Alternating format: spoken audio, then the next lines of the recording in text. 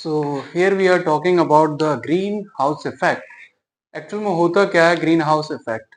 अगर हम green house effect की बात करें तो हमारे अर्थ के एटमॉस्फेयर के ऊपर कुछ ऐसे मॉलिक्यूल्स प्रेजेंट हो जाते हैं जो सन की रेज को रिफ्लेक्ट कर देते हैं।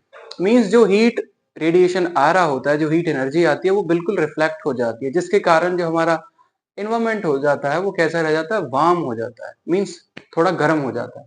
तो हम थोड़ा इसके बारे में पढ़ेंगे। Green house effect. The green house effect is the process through which heat is trapped near earth surface.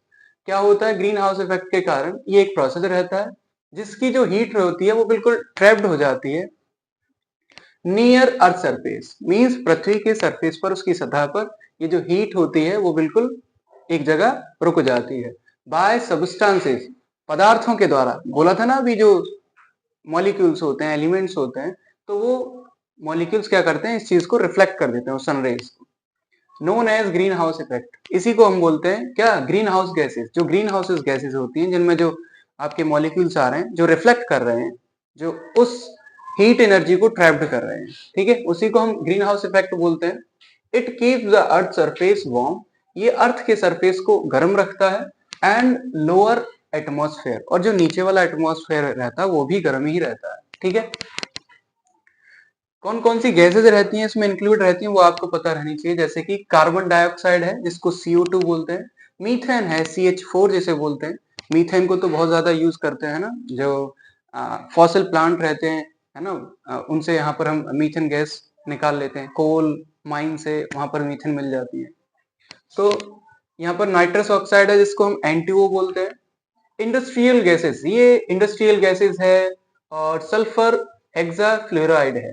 देखो इंडस्ट्रियल गैसेस कहाँ से निकलती हैं, मींस ये जब हम ही लोग हैं, ह्यूमन हैं, जो क्या कर रहे हैं, इंडस्ट्रियलाइजेशन कर रहे हैं, वहां पर बहुत सारी गैसेस, पॉइजनस गैसेस निकल रही हैं। सबसे ज्यादा पार्ट इसी का ही रहता है जिससे ये गैसेस निकलती हैं, ठीक है, जो ग्रीन हाउस इफेक्ट को कॉज करती हैं, ठीक है। और जो हमारा एनवायरमेंट है वो इतना ज्यादा वार्म हो जाता है जिससे जो टेम्परेचर है वो राइज हो जाता है, ठीक है। और इसको अगर समझना है तो आप देखिए, ये सन है, सन से बहुत सारी रेज आ रही हैं, लेकिन वो डायरेक्टली नहीं आ रही हैं, कुछ रेज यहाँ से आके रिफ्लेक्ट हो रही हैं। मींस हुआ क्या कि इस बीच पार्टिकल में, ये जो अर्थ है, अर्थ के बीच अगला जो इसका एटमॉस्फेरिक लेवल है, एटमॉस्फेयर के पास में यहाँ पर बहुत सारे ऐसे मॉलिक्यूल्स रह रहे हैं जो किसी भी, जैसे मान लीजिए यहाँ पर इंडस्ट्रियल गैसेस से निकल रहे हैं वो मॉलिक्यूल्स, हो सकता है वो मीथेन है, या फिर O3 वाला कंपाउंड है, कार्बन ऑक्साइड है, कार्बन डाइऑक्साइड है, या फिर नाइट्रस ऑक्साइड है। तो ये मॉलिक्यूल क्या करते हैं, यहाँ से जैसी रेज आती है तो इसको रिफ्लेक्ट कर देते हैं उसकी रेडिएशन को, और जो रिफ्लेक्ट होके एक दूसरे मॉलिक्यूल में टकराती है, और जो हीट रहती है वो बिल्कुल क्या हो जाती है, बैक हो जाती है। वहीं पर वो जो एनवायरमेंट है वो हीट हो जाता है। मीन्स टेम्परेचर का बढ़ना ही ये ग्रीन हाउस इफेक्ट ही कहलाता है, ठीक है। तो ये आपको दिखाई दे रहा होगा, जो रेज हैं वो बिल्कुल रिफ्लेक्ट हो रही हैं, और ये एक दूसरे मॉलिक्यूल से टकराती रहती है। एक दो रेज आ रही है जो अर्थ पर जा रही है, ठीक है। ध्यान रखना, जो मीथेन है, मीथेन का जो लेवल रहता है ग्रीन हाउस इफेक्ट में वो 20% रहता है। कार्बन डाइऑक्साइड 60% है। CFC जिसको हम क्लोरोफ्लोरोकार्बन बोलते हैं, 14% है। और नाइट्रस ऑक्साइड 6%। ये NCERT का पूरा डाटा है, तो आप इसको याद कर सकते हैं। अगर हम बात करें इसका जो इफेक्ट जब हाई लेवल पर पहुंच जाता है उसी को हम बोलते हैं ग्लोबल वार्मिंग, ठीक है, क्लाइमेट चेंज में जो आ जाता है।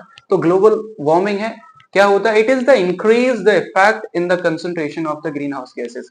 ग्रीन हाउस गैसेस के कंसंट्रेशन में बहुत ज्यादा बढ़ोतरी हो जाना, बहुत ज्यादा इफेक्ट बढ़ जाना, उसी को हम बोलते हैं ग्लोबल वार्मिंग, ठीक है। इसीलिए बोलते हैं इसके लिए हम बहुत ज्यादा अपनी जो एक्टिविटीज हैं, बेकार की एक्टिविटीज हैं, उनको ठीक करें, और जो इंडस्ट्रियलाइजेशन है उसको एक सही जगह से, सही टेक्नोलॉजी से उसे बनाएं, ठीक है, जिससे कि जो हमारा जो अर्थ है वो ठीक हो पाए, ग्रीनिश हो पाए, प्लांटिंग करें, है ना, डिफॉरेस्टेशन ना हो। तो ये हमने आपको यहाँ पर नेक्स्ट पढ़ लेते हैं, ओजोन डिप्लीशन। ये तो आपको पता होगा, ओजोन कहाँ पर प्रेजेंट रहती है, तो हमारे अर्थ के स्ट्रेटोस्फेयर में प्रेजेंट रहती है, जिसको समताप मंडल बोलते हैं। तो यहाँ पर हमने अर्थ के क्या दे रखे हैं, यहाँ पर लेयर दे रखी है, सभी स्फेयर हैं। जैसे कि पहला ट्रोपोस्फेयर होता है जिसे हम क्षोभमंडल बोलते हैं, स्ट्रेटोस्फेयर समताप मंडल, मीजोस्फेयर मध्य मंडल, और ये थर्मोस्फेयर है जो आयन वाला मंडल रहता है, एक्सोस्फेयर बाहरी वाला। तो ट्रोपोस्फेयर में सभी ऐसी क्लाइमेटिक कंडीशन, मतलब बारिश आना, बादल का होना, ये सब ट्रोपोस्फेयर में ही प्रेजेंट रहता है, ठीक है, ये 0 से 12 किलोमीटर तक होता है। अगर बात करें स्ट्रेटोस्फेयर की तो 12 से 50 किलोमीटर तक का स्ट्रेटोस्फेयर रहता है। स्ट्रेटोस्फेयर से मीजोस्फेयर में जाएंगे तो 50 से 80 किलोमीटर का जो डिस्टेंस रहता है वो मीजोस्फेयर का है। 80 से 680 के लगभग, मतलब 700 लगभग बोल सकते हैं, 700 किलोमीटर तक थर्मोस्फेयर का डिस्टेंस प्रेजेंट रहता है, और 700 से लेकर 10,000 तक ये एक्सोस्फेयर रहता है। देखो स्ट्रेटोस्फेयर में ये ओजोन लेयर है वो यहाँ पर प्रेजेंट रहती है बिल्कुल इसी के ऊपर, जिसको O3 मॉलिक्यूल बोलते हैं। तो O3 लेयर होती है। यहाँ पर आपके एरोप्लेन्स क्या होते हैं, उड़ते हैं, यहाँ पर फ्लाइंग करते हैं, ठीक है, वो क्षोभ मंडल में नहीं उड़ते। क्षोभ मंडल में सभी क्लाइमेटिक कंडीशन रहती है, या फिर कोई हेलीकॉप्टर उड़ सकता है, ठीक है। अब अपने जो एरोप्लेन होते हैं वो स्ट्रेटोस्फेयर में फ्लाई करते हैं, ठीक है। अगर बात करें मीजोस्फेयर में तो कोमेट्स एंड मेटियर्स यहाँ पर आपके डिस्ट्रॉय होते हैं। इससे आगे थर्मोस्फेयर में सैटेलाइट जो लॉन्चिंग होती है वो यहाँ पर होती है, सैटेलाइट है, ऑरोरा लाइट्स आती है, ठीक है, रेडिएशन वाली। एक्सोस्फेयर आपका स्पेस वाला है फिर तो ये, ठीक है, ये आपको पता रहना चाहिए। तो ओजोन डिप्लीशन में क्या रहता है, O3 जो मॉलिक्यूल है वो प्रेजेंट होता है स्ट्रेटोस्फेयर में, और इसको इसकी जो लेंथ होती है, इसको मापने की जो इकाई होती है वो होती है डॉप्सन। डॉप्सन में इसको मापते हैं। ओजोन होल क्या है, ये आपने पढ़ा होगा कि अंटार्कटिका रीजन जो है वहां पर इन गैसेस के कारण, है ना, इंडस्ट्री से बहुत सारी पॉइजनस गैसेस जा रही हैं, तो वहां पर एक थोड़ा सा होल हो गया। होल का मतलब आर पार नहीं, उस ओजोन की लेयर में थोड़ा सा क्रैक आ गया, तो उसको ही ओजोन होल बोल दिया गया है। कौन सा, अंटार्कटिक का रीजन, ठीक है। कॉजेज क्या है, लिविंग बीइंग्स जो हैं ओजोन डिप्लीशन से कैसे हो रही हैं, जो यूवी रेज है हमारी रेटिना के पास में आएंगे, तो रेटिना के पास में आएंगे तो हमें ब्लाइंडनेस हो जाएगी, तो लिविंग बीइंग्स को ब्लाइंडनेस हो जाएगी, अंधे हो जाएंगे वो, ठीक है। देखो ये आपको पता रहनी चाहिए टर्म की जूम जूम कल्टीवेशन क्या है, ह्यूमन स्टेब्लिशमेंट की वजह से क्या हो रहा है, ये ओजोन डिप्लीशन में काफी ज्यादा क्या हो रहा है कि हमारा जो लिविंग एरिया है, मींस अर्थ है, वहां से स्पीसीज है वो घट रही हैं। तो जो जूम कल्टीवेशन है, कुछ आपने ये पढ़ा होगा, स्लैश एंड बर्न वाला कंडीशन रहता है। मैं मतलब कुछ ऐसी कम्युनिटी आती हैं जो एक जगह रहती हैं और वहां पर पेड़ों को जला के आगे चली जाती है, मीन्स क्रॉप करी और क्रॉप को जलाया फिर आगे चले गए, फिर नेक्स्ट जंगल में गए, फिर वहां पर भी क्रॉप करी, वहां पर जलाया, चले गए। तो ऐसे वो पेड़ को भी काटते जाते हैं। तो इसको रोकने के लिए एक बिश्नोई नाम की एक क्या है, ये कम्युनिटी है जो जिन्होंने पेड़ काटना बंद कर दिया था, जिस बाद में इन्होंने चिपको मूवमेंट में भी हेल्प करा था, ठीक है।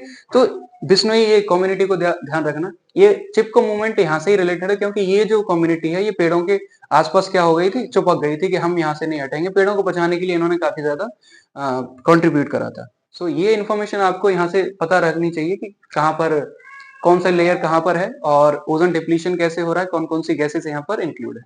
Okay, till then just do practice.